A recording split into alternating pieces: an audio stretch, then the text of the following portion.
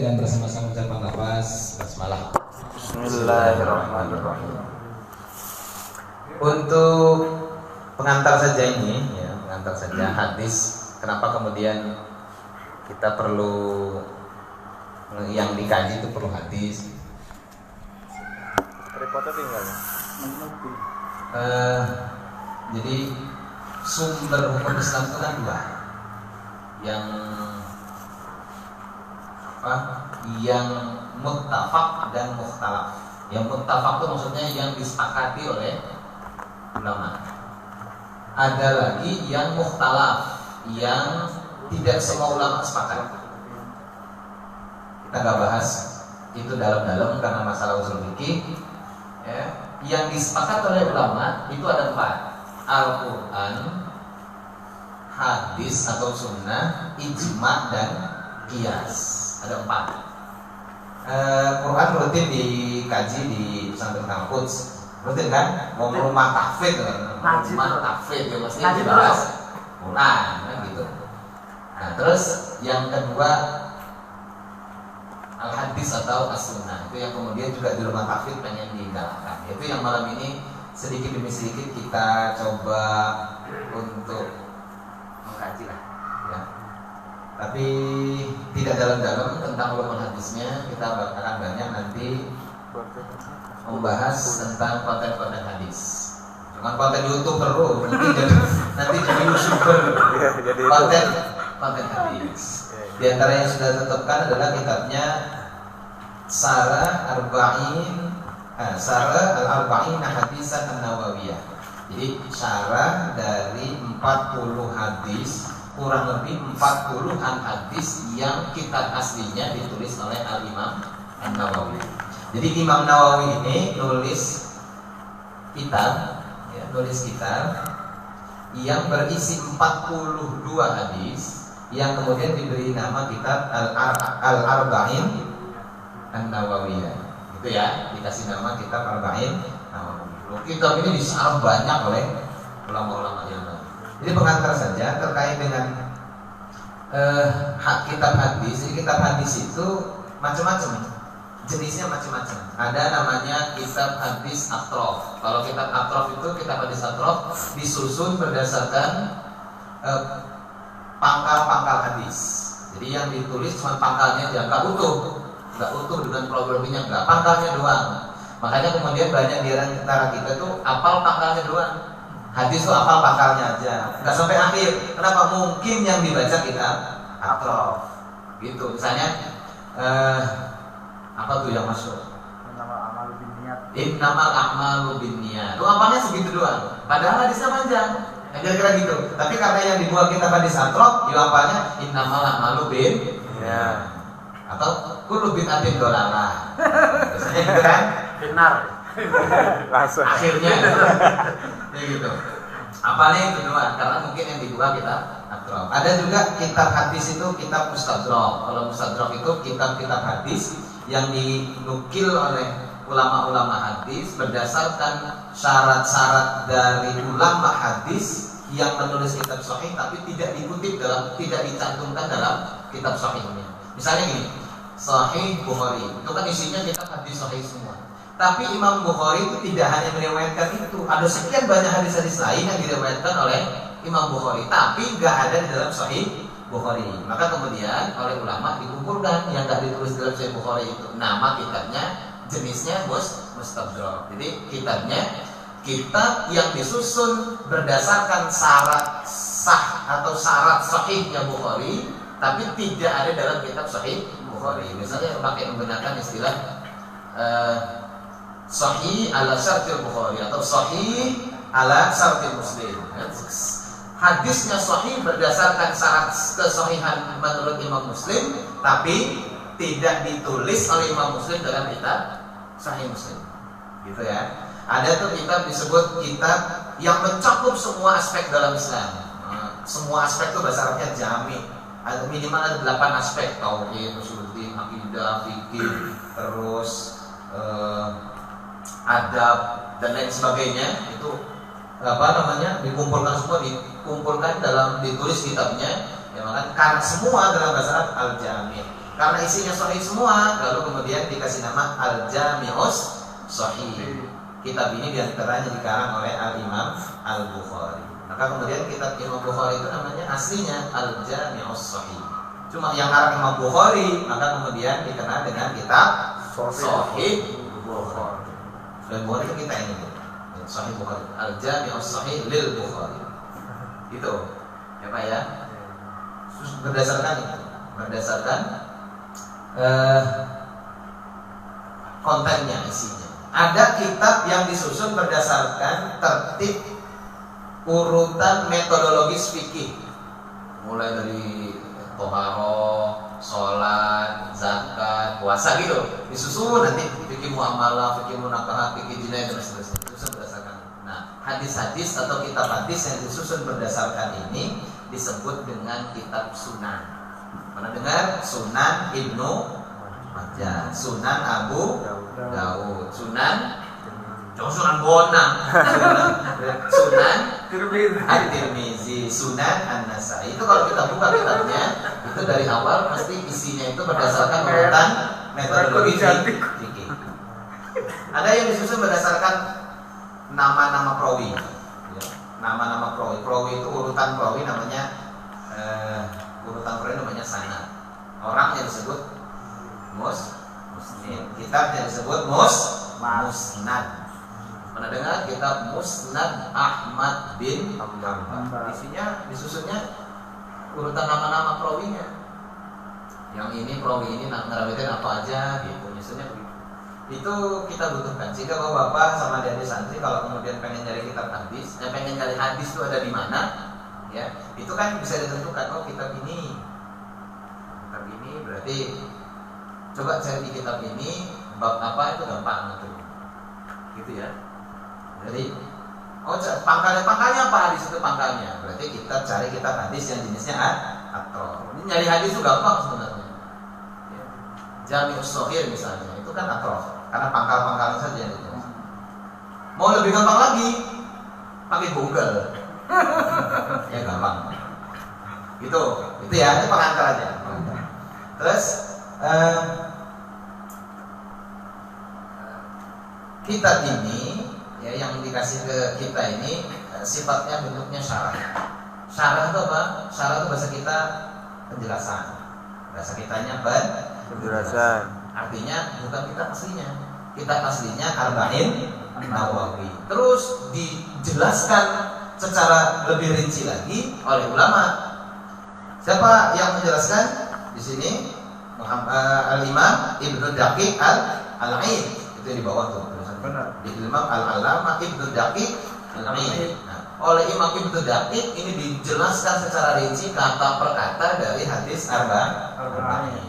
Maka kemudian diberi nama syarah Arba'in Nawawi. Nanti kalau disyarah lagi namanya bukan syarah, namanya hasyiyah. Hasyiyah itu syarahnya syarah. Syarahnya syarah namanya hasyiyah. Misalnya kitab fikih itu takrib misalnya. Nanti oleh kitab matan takrib disyarah jadi kitab Fathul Qorib. Ya. Fathul Qorib disyarah lagi. Ya, Fathul Qorib kemudian disyarah menjadi hasyiyah. Di antaranya yang mengarang syarahnya Fathul Qorib adalah Imam Al-Bajuri. Imam Al-Bajuri itu kemudian hasyiyah Al-Bajuri. Bahasanya gitu. Ya. Fathul Mu'in. Fathul Mu'in itu syarah dari kitab Qurratul Ain. Qurratul Ain disyarah menjadi Fathul Mu'in. Fathul Mu'in disyarah oleh sekian banyak ulama. Di antaranya yang masyhur adalah kitab I'anatut Thalibin. Hasyiyah syarah. Jadi ini kita udah diberi kemudahan sama ulama, udah tinggal baca, nggak kita asal-asal menjelaskan. Deal? Buka ya? Belum hadis pertama, masih pendahulu. Belum masih pendahulu. Ini kalau mau gaya cepat semalam selesai cuma 42 hadis. Kalau mau gaya cepat bapak dengerin aja gitu. Iya kan? Sudah Ramadan nama lebih niat dan nama itu dari manawang kan gitu. Ya kan gitu kan? Maka nanti sudah tuh ilah dunia yusibu aku melatih kiba, maka nanti sudah tuh ilah mahajar ilai roh. Nah, pindah ya, seperti itu. Tapi disuruhnya ngaji ya. Bismillahirrahmanirrahim. Ini mukadimahnya penting untuk menjadi kita. Saya enggak, tapi beneran ini mau dicoret satu persatu kata per kata. Ya, Sedapatnya aja. sedapatnya aja. Saya mengalir saja. Sedapatnya Sehingga aja. Yang mau nyoret coret. Nah, bagaimana Kalau santri Bapak wajib yang- nyoret. Ya, bagaimana Bapak yang membutuhkan terus kemudian bisa. Baik, kita baca ya. Bismillahirrahmanirrahim. Alhamdulillahirabbil alamin, qayyumis samawati wal ardh. Segala puji bagi Allah. Mananya Indonesia Pak, saya nggak bisa manain Jawa. Alhamdulillah itu segala puji. Lillah bagi Allah, Rabbil alamin. Rabb itu yang mengatur. Bahasa kita Tuhan semesta alam. Qayyumis samawati wal ardh, yang menjaga langit dan menciptakan, yang menegakkan langit dan Bumi. mudabbiril khalaiqi ajma'in, yang mudabbir asalnya dari dabbara Biru. merawat. Al khalaiq jamak dari khalq, cipta. Nah, makhluk yang menjaga semua makhluk seluruh. Ngalir aja ya terjemahannya ya.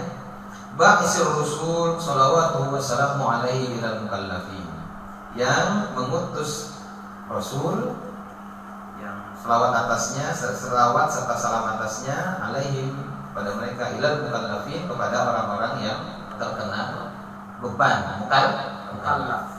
Ya, maksudnya kita ini mukallaf. Nabi diutus kepada kita orang yang manusia yang berakal, kembali berakal namanya mukallaf. Untuk apa? Lihidayatihim wa bayani salahiddin.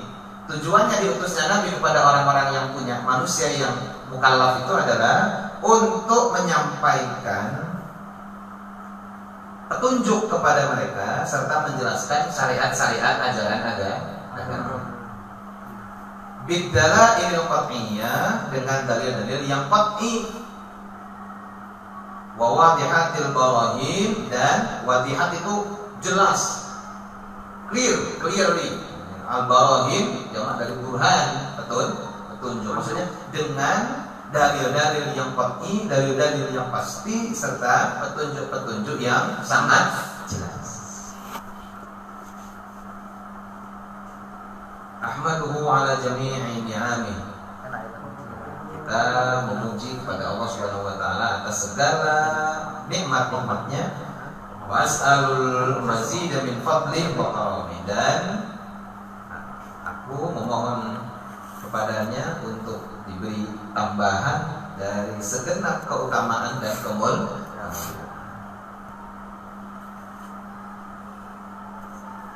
Jadi mukadimahnya saya baca saja. Asyhadu an la ilaha illallah al-wahidul qahhar al-karimul ghaffar. Segala puji bagi Allah yang al-wahid dan al-qahhar, al-karim dan al-ghaffar. Asyhadu anna sayyidina Muhammadan abduhu wa rasuluh wa habibuhu wa khaliluh. Bersaksi bahwa Nabi Muhammad sallallahu alaihi wasallam adalah abduhu, hambanya, wa rasuluhu, rasulnya, wa habibuhu, kekasihnya, wa khalilun, dan ya kekasihnya, sama ya khalil.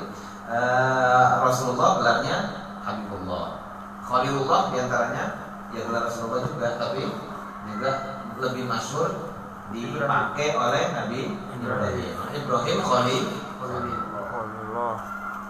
Gelarnya Nabi banyak gelarnya Pak.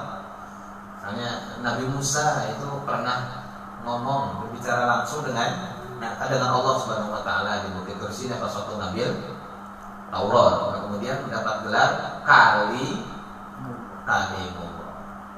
Gitu ya. Siapa namanya? Nabi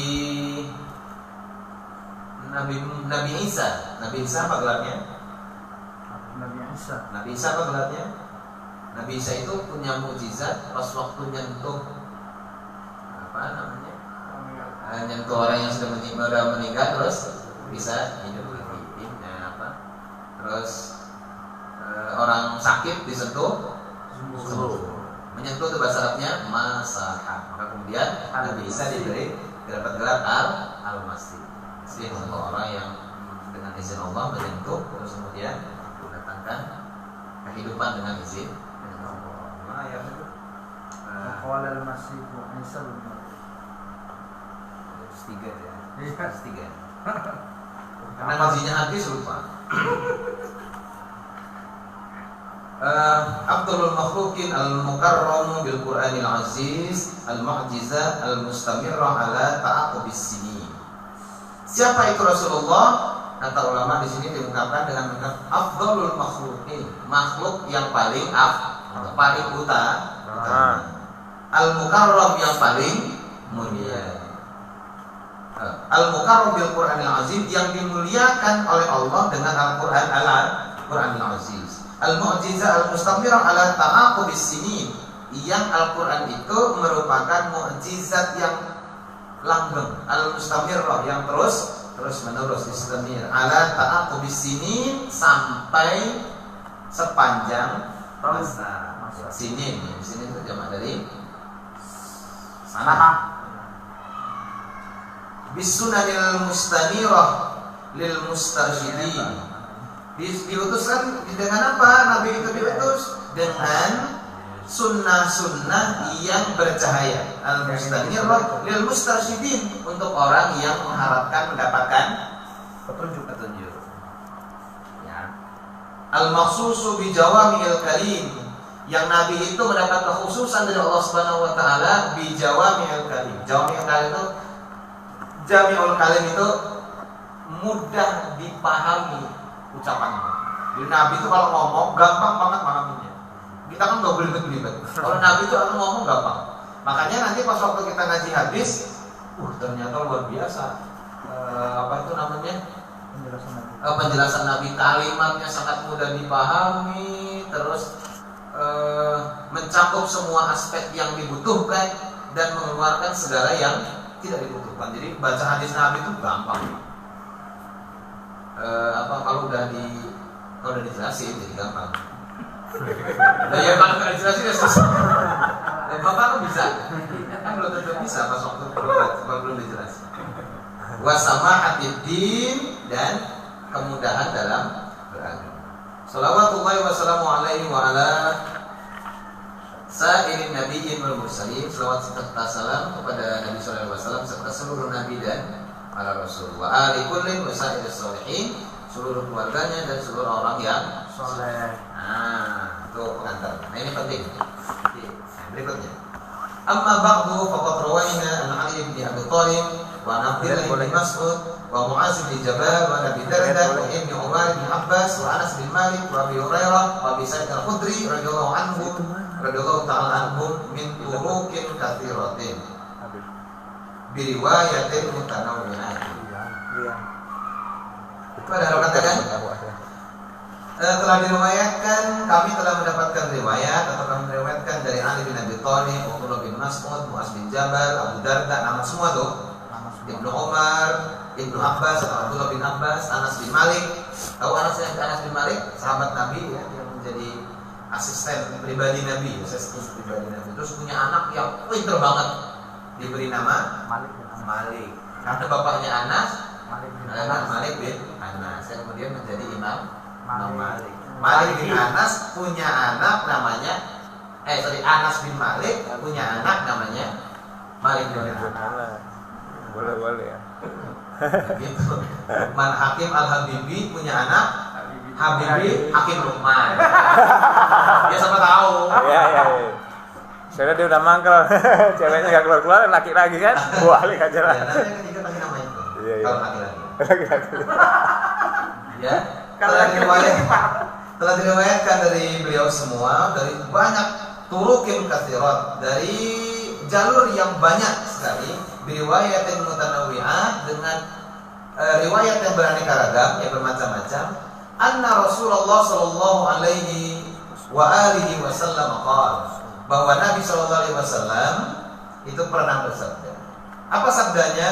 Man hafidha ala ummati arba'ina hadisan min amri diniha ba'asahu Allahu yawmal qiyamati fi zumratil fuqaha'i wal ulama'i.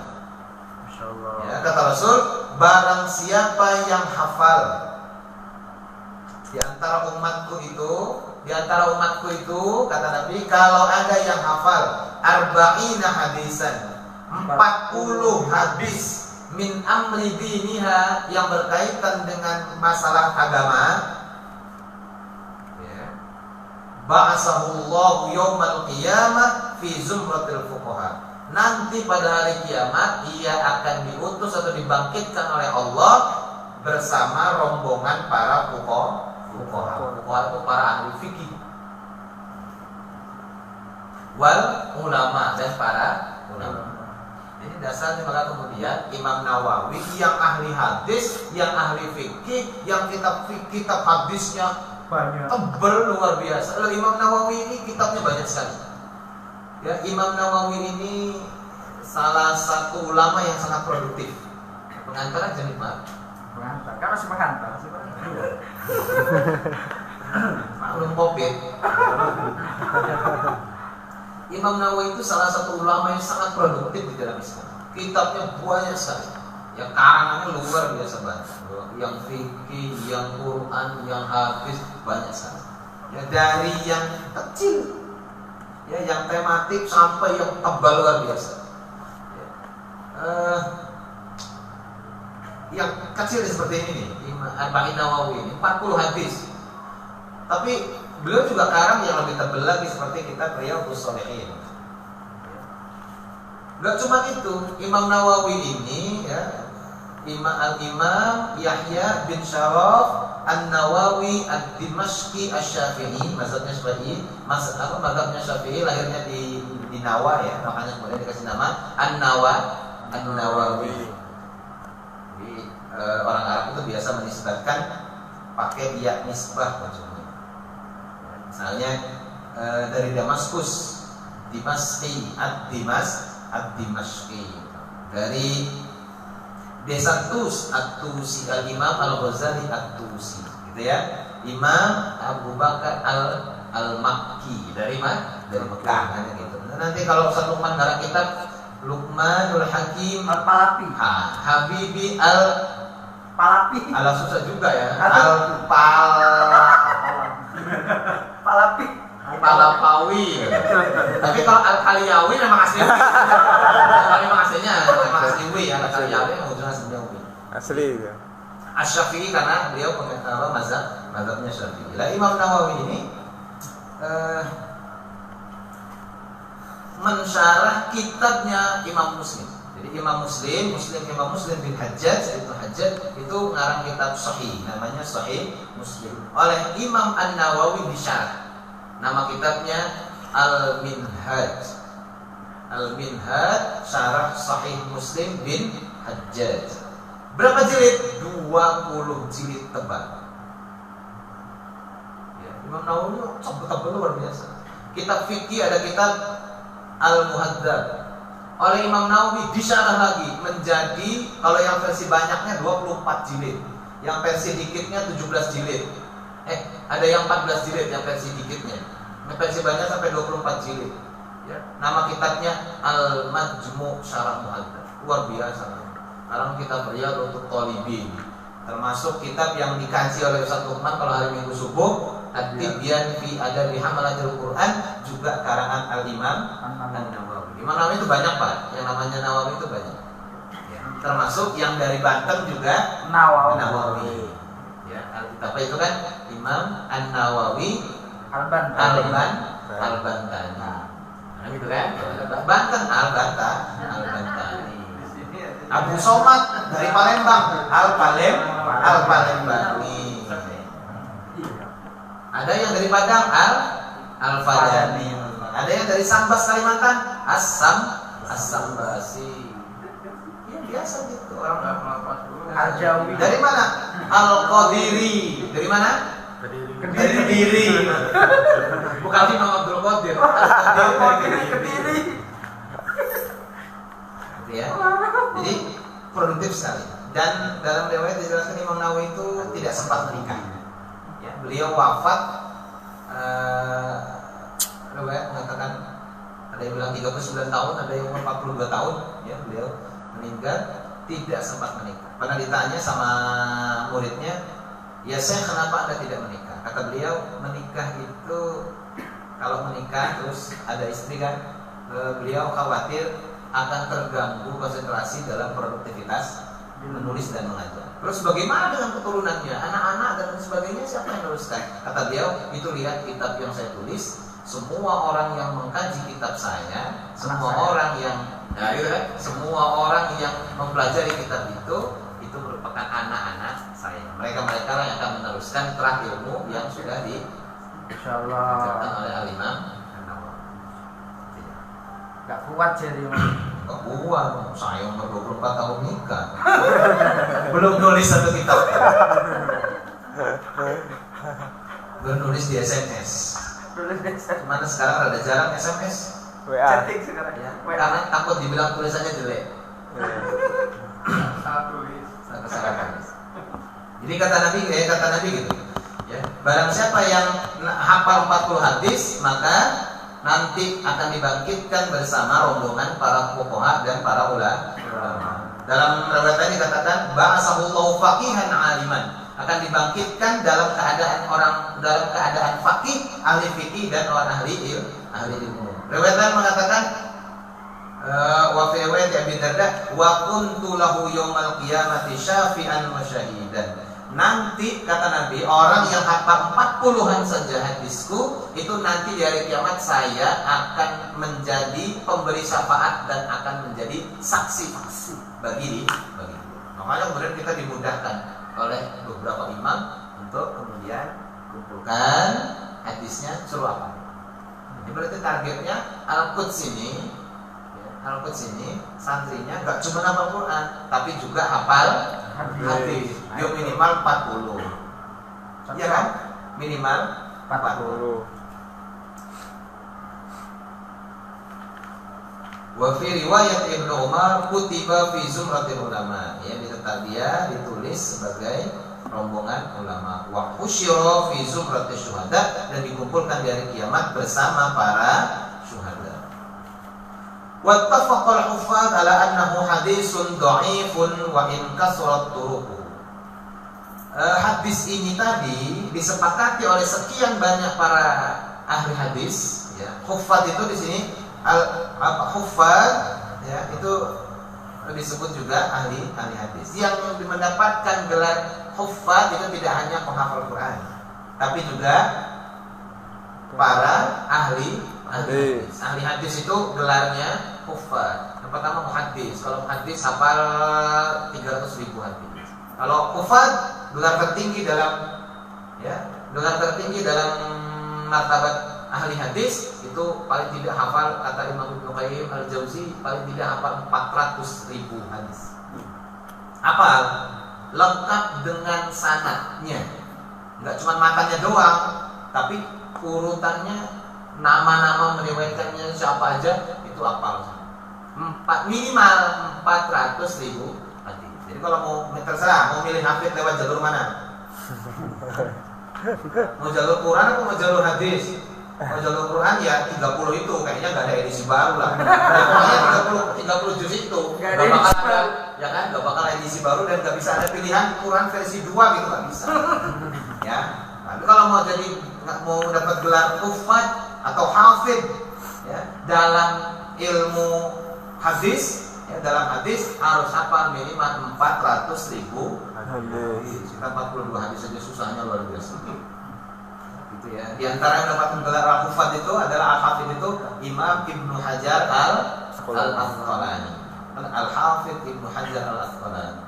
Ada al-Hafid al-Iraqi, ada al-Hafid al-Ghumari. Itu di antara hafid-hafid yang masih ada ya. Yang sebelum-sebelumnya Imam Bukhari, Imam Muslim, An-Nasai, Ibnu Majah itu hafid semua. Para ahli hadis semua. Kalau kita ahli hadas. Dia maksudnya sering berhadas. Kalau beliau ahli hadis, kita ahli hadas. Ya, para huffaz hadis bersepakat bahwa hadis itu derajatnya dhaif. Derajatnya dhaif. Wa in kasurat turuqu, walaupun jalurnya banyak. Pak ini sengaja dari santri ya, sengaja ini saya pengantar hadisnya agak banyak dikit. Gak apa-apa kan ya? Gak apa-apa. Agak banyak hadis kan nanti kalau pas kemudian ketemu masalah, ketemu tentang hadis, entah itu ketemu dengan yang sepaham dengan kita, entah ketemu dengan yang mungkin agak bertentangan dengan kita, paling tidak prinsip-prinsip dasar tentang hadis kita udah ada. Gitu kan ya? Ya Pak ya? Gak apa-apa kan? Benar. Gampang kalau hadis mah bapak-bapak sekali baca hafal itu. Iya, walaupun nggak bisa lupa lagi, pokoknya sekali baca hafal insya Allah. Karena Nabi kan jami'ul kalim. Jadi hadisnya dhaif, meskipun jalurnya banyak. Hadis itu Pak, ya adik-adik, ada pembagiannya macam-macam. Ini ngaji ilmu hadis sedikit. Ditinjau dari aspek jumlah perawinya, ditinjau dari aspek kualitas perawi. Kita nggak bahas tentang yang jumlah perawi yang mutawatir ahad. Kita bahas tentang kualitas hadis. Itu dibagi 3. Sahih, hasan, dhaif. Ya kan? Sahih, hasan, dhaif. Kenapa saya sampaikan zaman sekarang ini banyak orang yang ngaji mungkin, terus waktu ditanya, "Oh, itu hadisnya sahih apa enggak?" Sering ya? Sahih enggak hadisnya? Nanya. Kalau nanya berarti gak paham. Iya kan gitu. Nah, berarti kalau saya bilang sahih, dia percaya, ya berarti dia nggak paham. Harusnya kan paham. Makanya kemudian kualitasnya dibagi 3. Sahih, hasan, dhaif. Sahih itu kalau kualitasnya yang paling tinggi. Dia terpenuhi 4 syarat. Syaratnya apa? Pertama, sanadnya mutasil, bersambung dari yang paling bawah sampai Rasulullah SAW. Yang kedua syaratnya perawinya sikoh. Sikoh itu terpercaya. Ukurannya 2, dobit dan adil. Dobit itu kuat ingatannya, adil itu baik dalam perilaku kesehariannya, gitu ya, menjaga muruah dan lain sebagainya. Yang ketiga syaratnya tidak ada syadz, tidak ada kejanggalan, baik dari aspek matan isi hadisnya maupun dari aspek perawinya. Yang keempat tidak ada cacat, baik cacat dari aspek matan maupun aspek perawi. Matan itu isi hadis. Ya, perawi itu orang yang meriwayatkan atau menyampaikan hadis. Sanad itu urutan nama-nama orang yang meriwayatkan hadis. Itu ya. Apal kan Pak? Gampang, besok tanya lagi kalau lupa. Oke ya. Nah, kalau terpenuhi 4 syarat ini, dia hadisnya sahih. Kalau ada tidak terpenuhi salah satu syaratnya, turun kualitasnya. Ya, turun kualitasnya. Dia menjadi hasan kalau ada satu yang tidak terpenuhi syarat, yaitu syarat yang kedua, yang perawinya sikoh, ya sikoh turut, perawinya sikoh, itu kualitas kedobitannya kurang. Itu pun kurang, bukan tidak dobit. Kualitas kedobitannya kurang, maka kemudian turun menjadi hasan. Kalau tidak terpenuhi salah satunya saja, maka turun menjadi dhaif. Rawinya nggak bersambung jadi dhaif. Meskipun tidak ada cacat, tidak ada syadz, tidak ada perawinya sikoh. Tapi kalau nggak bersambung, dia menjadi dhaif. Atau perawinya sanadnya bersambung, tapi perawinya tidak dobit atau tidak adil, maka dia menjadi dhaif. Nah, ini hadis yang tadi kita sebutkan, meskipun yang merawikannya banyak, ya banyak yang meriwayatkan dari banyak ya Ali, Abdullah bin Mas'ud dan sebagainya lewat jalur yang banyak, tapi kemudian ulama bersepakat kualitas hadisnya tetap dhaif. Begitulah fairnya ulama dalam menjelaskan. Ya dhaif. Saya kutip memang, tapi memang faktanya dhaif berdasarkan penelitian ulama hadis. Ya saya sampaikan dhaif. Jadi ulama fair banget. Gak kayak kita dhaif udah hadisnya sahih enggak? Kayaknya sih sahih. Maksudnya HR Muslim gitu. HR Muslim maksudnya hadis riwayat Muslim. Soalnya ujungnya waktu saya baca HR Muslim, nah kamu baca terjemahnya berarti. Ya kan gitu. Karena kalau baca kitab aslinya mesti bukan HR, mesti rawahu. Iya kan? Kayak gitu. Ya kita kayaknya sahih HR Muslim. Ya, jadi ulama fair. Ini dhaif, tapi nanti kita akan bahas Di bawah nanti kita akan ketemukan kenapa kemudian kita tetap mengamalkan hadis ini. Waqad sannafa ulama radhiyallahu ta'ala anhum fi hadzal bab ma la yuhsa min al-musannafat. Sungguh ulama telah mengarang. Sannafa itu mengarang, menulis. Ya, sannafa ulama radhiyallahu ta'ala anhum, ya, para ulama sudah menulis. Banyak sekali ulama yang menulis tentang bab ini, tentang masalah 40 hadis. Ya. Jadi berdasarkan hadis yang tadi disepakati dhaif itu, banyak ulama yang menulis kita. Ma la yuhsa minal musannafat, yang sangat banyak sekali. Bahkan ya tidak terhitung lah gitu. Tidak terhitung. Ma la yuhsa itu kan tidak terhitung. Wa in ta'uddu ni'matallahi la tuhsuha, ya, ma la yuhsa minal musannafat, yang jumlah karangannya banyak sekali. Fa awwalu man alimtuhu sannafa fihi Abdullah ibn Mubarak. Kata Imam Nawawi, yang pertama kali setahu saya yang pertama kali mengarang tentang 40 hadis ini adalah Abdullah bin Mubarak. Abdullah ibn Mubarak. Summa Muhammad bin Aslam at-Tawusi al-alimur rabbani, ya, Muhammad bin Aslam at-Tawus. Summa Al-Hasan bin Sufyan An-Nasai. Berarti Imam An-Nasai juga punya kitab Arba'in. Wa Abu Bakar Al-Ajurri. Ini jangan pakai bahasa Indonesia ya. Bahasa Indonesia Al-Ajurri ini Al-Ajurri. Wa Abu Bakar bin Ibrahim Al-Asfihani. Ad-Daruqutni, Al-Hakim, Abu Nu'aim, Abu Abdurrahman Sulami, Abu Sa'id Al-Mali, Abu Usman As-Sabuni, Abdullah bin Muhammad Al-Ansari, Abu Bakar Al-Baihaqi, Khalid, ya. Dan masih banyak lagi ulama-ulama yang menulis kitab Arba'in. Itu yang biasa kita, Imam Ad-Daruqutni, Imam An-Nasai, Imam As-Sabuni, Imam Al-Baihaqi. Itu semua mempunyai kitab Arba'in. Wa khalaiqa la yuhsawna minal muqaddimin wal mutaakhirin, minal muqaddimin wal mutaakhirin. Dan banyak sekali yang tidak terhitung yang menulis kitab tentang Arba'in ini, baik dari ulama mutaqaddimin maupun ulama mutaakhirin.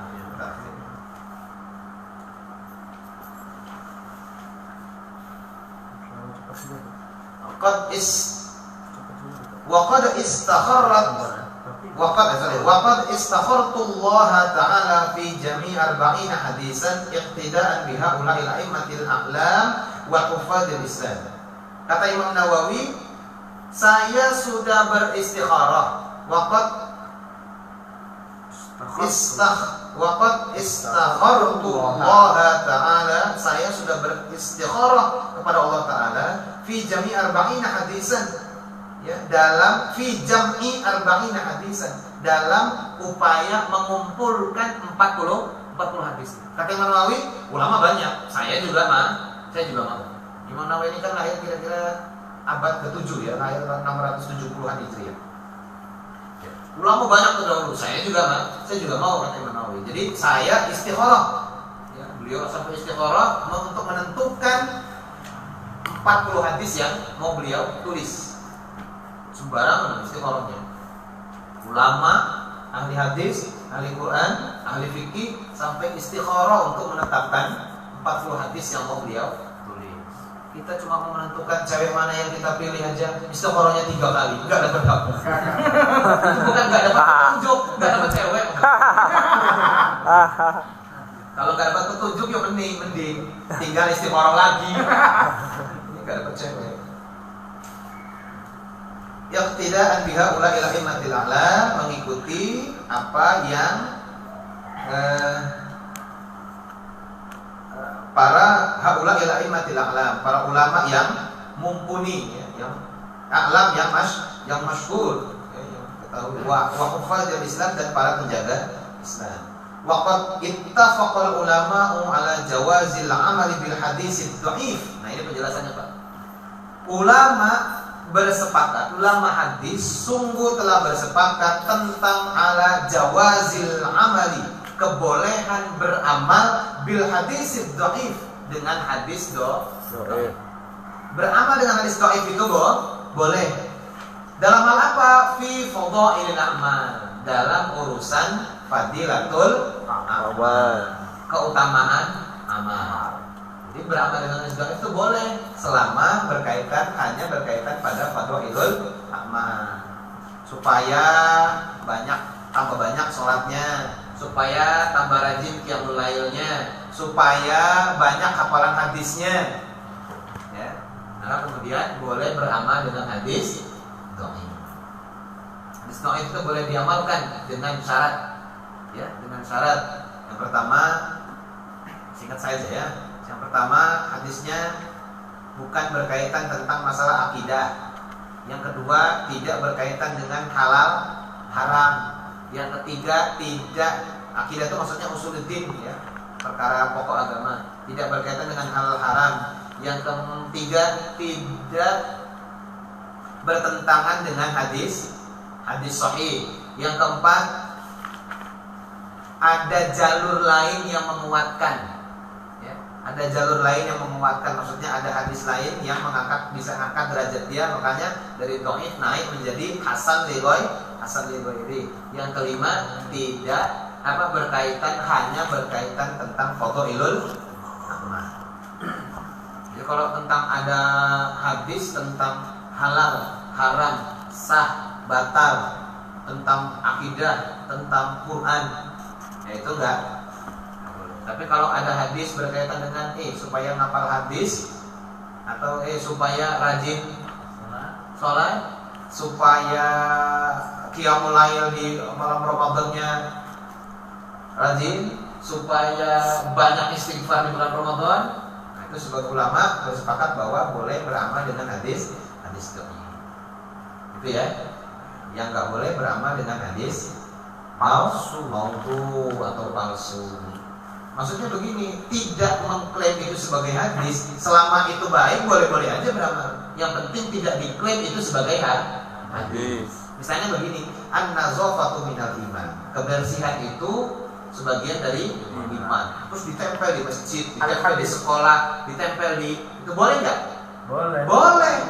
Meskipun faktanya itu bukan hadis, selama tidak diklaim itu sebagai hadis. Begitu ya. Jadi puasa 1 Rajab boleh nggak? Kedua Rajab boleh nggak? Ketiga Rajab boleh nggak? Ya boleh-boleh aja. Ya, sudah hadis ini, terus kemudian kata ulama hadisnya palsu misalnya, ya nggak ada penghalang. Ya, kenapa? Karena saya tidak mengklaim hadis itu sebagai, saya puasa Rajab bukan pakai dalil itu, kira-kira gitu. Saya puasa Rajab itu karena ada sekian banyak hadis dari Nabi SAW yang menjelaskan tentang keutamaan puasa di bulan-bulan Ashurul Hurum, bulan-bulan haram. Ya, sumu Ashurul Hurum, puasalah kamu di bulan-bulan haram. Bulan haram itu ada berapa? Ada 4. Inna iddatash shuhuri indallahi 12 syahran fi kitabillah yauma khalaqas samawati wal ardh minha arba'atul hurum. Ini diantaranya ada 4 bulan haram. 4 bulan haram itu apa aja? Zulqa'dah, Zulhijjah, Muharram, Rajab. Yang satunya Rajab. Jadi saya puasa di bulan Rajab, mau tanggal 1, tanggal 2, tanggal berapa, itu boleh-boleh aja. Kalau ada yang bilang itu hadisnya palsu, ya biarin aja. Saya beramal puasa di Rajab bukan karena hadis yang kata dia klaim palsu. Saya puasa pakai dalil bulan haram. Gitu ya Pak ya. Terus kalaupun kalaupun tidak ada dalil, ya, tidak ada dalil tentang puasa bulan-bulan haram, atau kita belum dapat, boleh tidak puasa di bulan Rajab? Boleh, karena pada prinsipnya puasa itu sunnah. Puasa itu pada prinsipnya sunnah, kecuali puasa wajib dan puasa haram. Gitu aja kan? Ya enggak? Kecuali puasa wajib dan puasa haram. Puasa wajib apa? Ramadan. Apalagi? Bayar puasa janji sumpah, nazar. Apalagi? Nah, puasa kafarat. Bayar nebus. Ya macam-macam lah. Tebusannya kafarat nyelonong di bulan Ramadan di siang hari dalam keadaan berpuasa. Kalau malam hari nggak apa-apa. Mulai lakukan di atas siang kira fasuila bisa ikut. Siang hari lagi puasa terus nyelonong. Lupa bablas. Adanya selong. Kalau lupa, aduh nggak sengaja gitu ya. Itu kan punya konsekuensi kan? Bayar kafarat. Apa kafaratnya? 2 bulan berturut-turut. Syahra ini mutatabi'ain. 2 bulan berturut-turut. Atau berangkat hajinya tamattu. Aman tamatta bil umrati ila hajj. Famastaysara minal hajj. Wa man lam yajid fasiyamu salasati ayyamin fil hajj wa sab'atin idza raja'tum bil kasratun kamilah. Puasa 10 hari kafarat orang yang hajinya tamattu, tidak bisa bayar dam dengan menyembelih hewan. Banyak amat dengan Kambing. menyembelih hewan kurban seperti kambing dan lain sebagainya. Boleh dengan kafarat puasa atau nazar. Ya kan gitu kan? Atau puasa yang haram. Kapan itu? Puasa yang di hari yang memang diharamkan oleh syariat, yaitu Idul Adha, Idul Fitri dan 3 hari tasyrik. Lain dari situ sunnah puasa. Ya, maka ada sekian banyak ulama yang shaimun nahar qaimul lail, yang sepanjang hari kalau siang dia selalu puasa, kalau malam dia selalu tahajud, qiyamul lail dan sebagainya. Banyak ulama-ulama yang punya tradisi. Oke ya.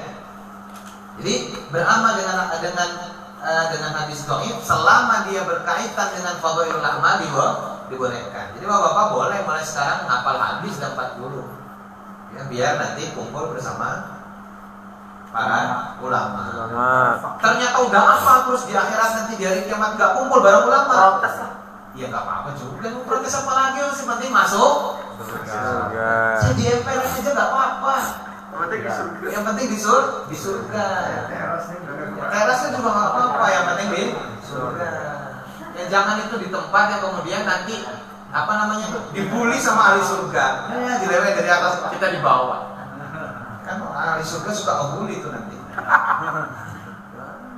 Gitu-gitu kan sama yang di bawah. Apa di Qurannya kan ada tuh.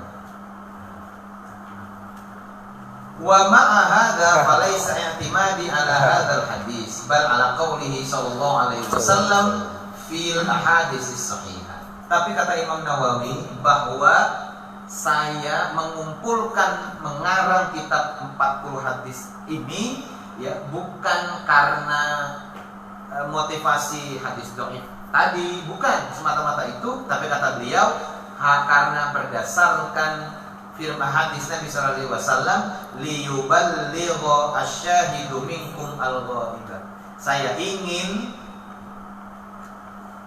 menyampaikan apa yang menjadi titah Rasulullah SAW. Karena kata Rasul, hendaknya orang yang mendengar hadis dariku, kata Rasul, itu menyampaikan kepada orang yang tidak dengar secara langsung. Liyuballighu asyahidu, orang yang syahid itu yang menyaksikan Nabi ngomong, yang dengar Nabi langsung ngomong, itu menyampaikan kepada al-ghaib, orang yang tidak mendengar langsung.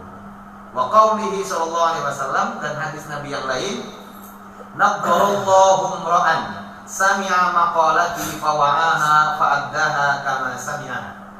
Kata Nabi, semoga Allah mencerahkan wajahnya orang yang nadzara itu mencerahkan.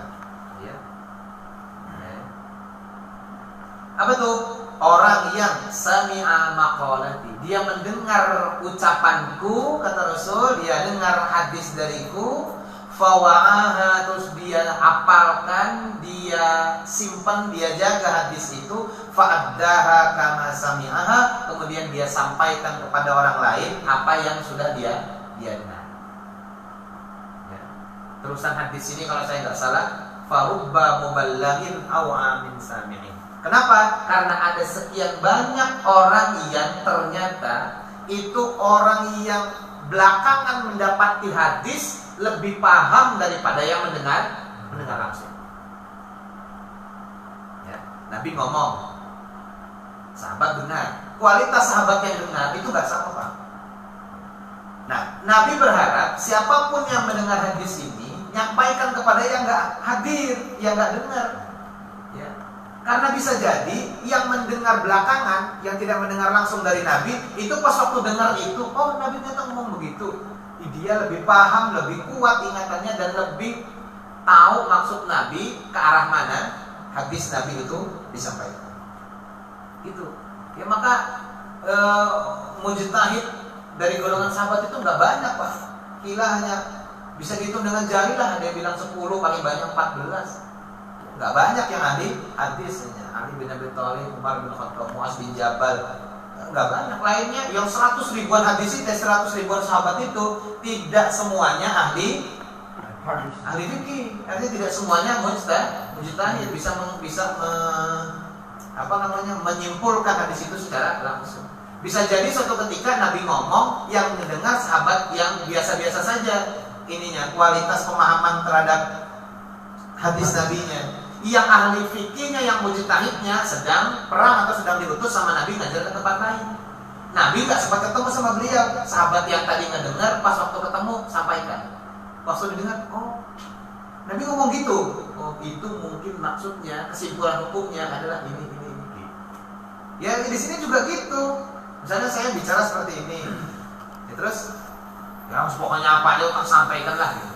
Jangan-jangan yang nggak hadir di sini atau santrinya masih bikin kopi, pas waktu cerita belakangan, dia lebih paham tentang apa yang ingin dicapai dari ngaji kita pada malam hari ini. Maka kata Nabi, ya farubba muballaghin au amin sami'in. Tidak sedikit atau berapa banyak orang yang cuma menerima informasi kedua itu lebih paham daripada yang menerima informasi primer, informasi pertama. Iya kan? Maka terus berantailah informasi itu sampai ke bawah, sampai ke kita dan seterusnya. Kenapa so misalnya saya ngomong kayak gini nih, tidak semua yang ingin dijelaskan, disampaikan oleh pengarang kitab itu bisa saya sampaikan. Ya. Jangan-jangan saya yang pada bagian saya cuma nerjemah saja, itu bisa dipahami lebih dalam oleh santri yang lain. Ya, jangan-jangan kan, pas kebetulan yang bagian itu saya nggak jelasin sampai detail. Nah, cuman dia pas waktu dapat ini begini, kira-kira gitu. Makanya ngaji itu siapa saja ustadznya, siapa saja gurunya, kalau dia membawa maslahat, ikuti. Karena bisa saja hadisnya sama, tapi versi ustadz ini belum tentu selengkap ustadz yang lain. Bisa jadi ustadz yang lain yang lebih lengkap itu tidak menjelaskan yang disampaikan oleh ustadz, meskipun pembahasannya hadis yang sama. Dia, ayah, ya, dia cepat ini Gus. Summa minal ulama'i man jama'al arba'ina fi usuluddin. Kemudian ada di antara ulama yang mengumpulkan 40 hadis dalam masalah usuluddin, dalam masalah tauhid atau dasar-dasar agama. Wa ba'dhum fil furu', ada sebagian lagi mengumpulkan hadis dalam masalah furu'iyah. Dia mengumpul 40 hadis semuanya tentang masalah furu'iyah. Emang kau paham baca tuh? Wa ba'dhum fil jihad, sebagian lagi mengumpulkan hadis-hadis yang berkaitan dengan jihad. 40 hadis jihad semua. Wa ba'dhum fil zuhud, sebagian mengumpulkan hadis tentang zuhud. Wa ba'dhum fil adab, ada yang menyampaikan tentang adab. Ya, adab atas nama Nabi. Wa ba'dhum fil khitab, sebagian lagi tentang dakwah. Ya, ada hadis tentang dakwah. Wa kulluha maqasidun shalihatun. Semuanya memiliki tujuan yang baik. Maslahat, ya, bertujuan untuk maslahat. Apa itu? Ridhallahi ta'ala an qasidiha.